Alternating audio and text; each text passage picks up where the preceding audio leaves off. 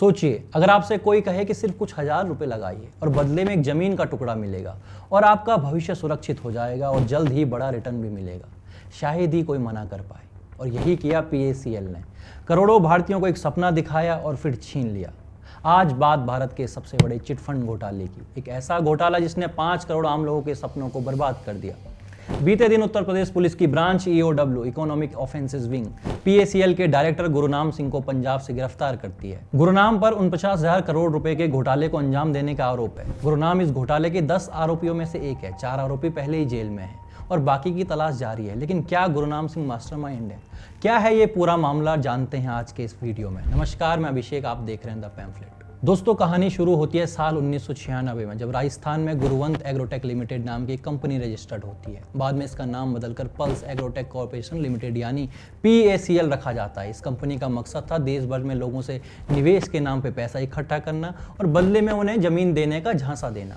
PACL ने दावा किया कि वो निवेशकों को ग्रामीण इलाकों में जमीन उपलब्ध कराएगी, साथ ही मोटा रिटर्न भी देगी।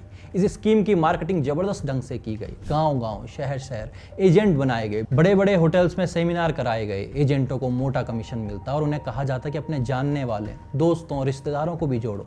लेकिन असल में ये पूरी योजना एक पिरामिड स्कीम थी। जो नए निवेशक आते, उनके पैसे पुराने निवेशकों को दिए जाते। किसी को न जमीन दी गई, न रिटर्न मिला, यानी केवल एक पोंजी स्कीम चल रही थी। पोंजी स्कीम उस फ्रॉड स्कीम को कहा जाता है जिसमें इन्वेस्टर्स के पैसे हेर फेर करके दूसरे इन्वेस्टर को दिए जाते हैं, मतलब यहाँ का पैसा इधर। इसका नाम चार्ल्स पोंजी के नाम पर रखा गया था, जिन्होंने 1920 के दशक में इसी तरह की एक योजना चलाई थी। लेकिन यहाँ इस स्कीम के पीछे एक दूध वाला था, दूध वाला निर्मल सिंह भंगू। निर्मल सिंह भंगू किसी जमाने में पंजाब के रोपड़ गांव में साइकिल पर दूध बेचते थे। इसके बाद कुछ बड़ा करने की इच्छा में 1970 में कोलकाता चले गए। यहाँ निर्मल सिंह ने PLS नामक की चिटफंड कंपनी में काम किया और फिर golden forest India limited company में भी चिटफंड बिजनेस से जुड़े काम को सीखा। चिटफंड स्कीम को आसान भाषा में यूँ समझिए कि मान लीजिए आपके मोहल्ले में 20 लोग मिलकर एक ग्रुप बनाते हैं। सब लोग हर महीने 1000 रुपये जमा करते हैं, मतलब एक महीने में हुए 20,000 रुपये इकट्ठा। अब हर महीने इस रकम को एक एक करके एक सदस्य को दी जाती है, या तो लॉटरी के जरिए या फिर बोली के आधार पर। यह सिलसिला तब तक चलता है जब तक हर सदस्य को एक बार में रकम न मिल जाए। इसे आम भाषा में कमेटी या किट्टी कहते हैं, जो आप अपने आसपास भी देखते होंगे। ये तरीका ज्यादातर विश्वास मात्र पर ही चलता है। गाँवों और छोटे शहरों में लोग इसे बचत और आपसी मदद का एक तरीका मानते हैं।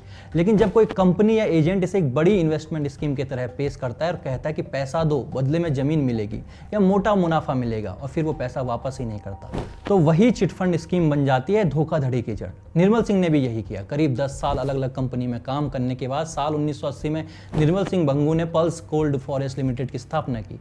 इस चिटफंड कंपनी ने निवेशकों को हाई रिटर्न देने का वादा किया। वक्त के साथ साथ निर्मल सिंह का कारोबार तेजी से बढ़ता चला गया। भंगू ने लोगों के पैसों से एक रियल एस्टेट का साम्राज्य खड़ा कर दिया। सैकड़ों शेल कंपनियां बनाई, हजारों करोड़ रुपए इधर से उधर किए। निर्मल सिंह भंगू ने करीब 2 लाख करोड़ का व्यापारिक साम्राज्य खड़ा कर दिया था। अब सवाल उठता है कि इतना बड़ा घोटाला आखिर पकड़ा कैसे गया?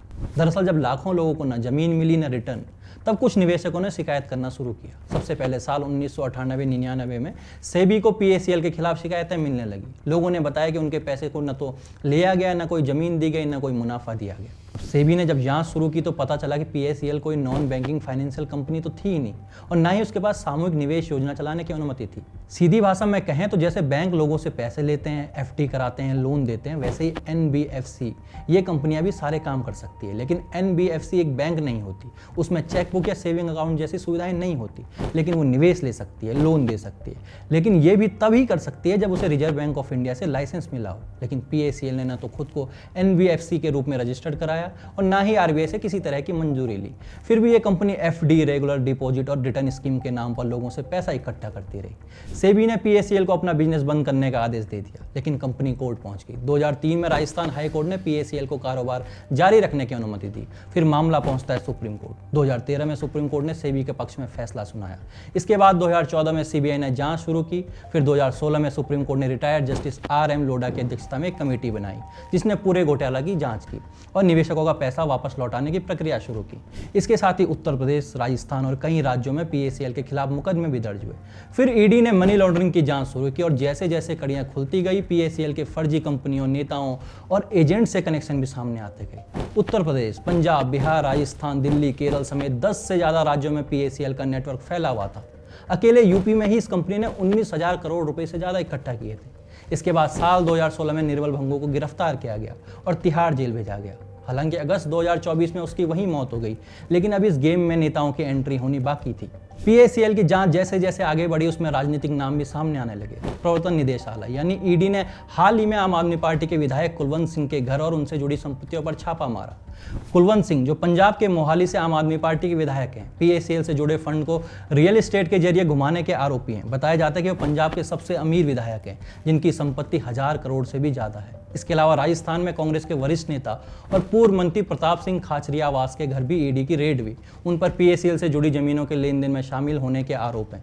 हालांकि उन्होंने दावा किया कि उनके खिलाफ कोई केस नहीं है, लेकिन ईडी की जांच अभी भी जारी है। CBI इस केस में पहले ही 10 नामजद आरोपियों में से 4 को गिरफ्तार कर तिहाड़ जेल भेज चुकी है। अब गुरुनाम सिंह की गिरफ्तारी के बाद निवेशकों की उम्मीद बढ़ गई है। जांच एजेंसियां अब इस ठगी नेटवर्क की जड़ों को और गहराई से खंगालने में जुटी है। लेकिन एक सवाल यहाँ पर रह जाता है, वो ये कि जब ये घोटाला इतने बड़े स्तर पर हो रहा था, तब 2014 से पहले की सरकारें क्या कर रही थी?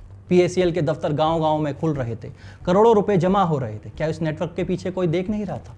और अगर कोई देख भी रहा था तो क्या चुपचाप उसे समर्थन मिल रहा था? दोस्तों, ये घोटाला सिर्फ एक आर्थिक अपराध नहीं है, ये लोगों की मेहनत, उनके सपनों, उनके भविष्य के साथ किया गया विश्वासघात है।